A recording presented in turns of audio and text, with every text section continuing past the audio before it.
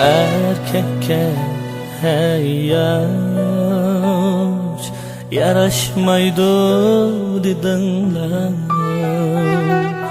Ben yığlayman,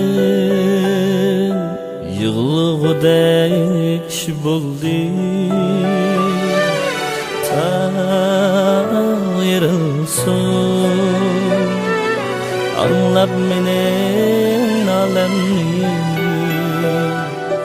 Ben yığlayman, bahar mana kış buldu.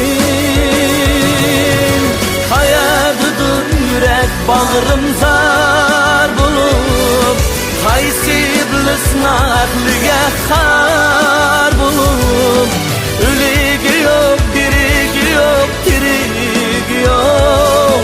Men yığlayman, ketdi bağrım yar bulup.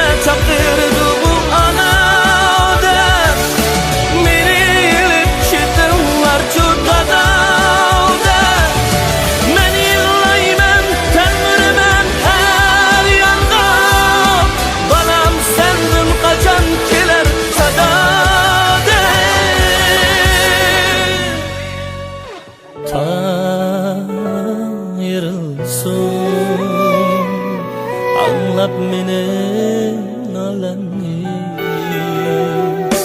Ben yığlayman,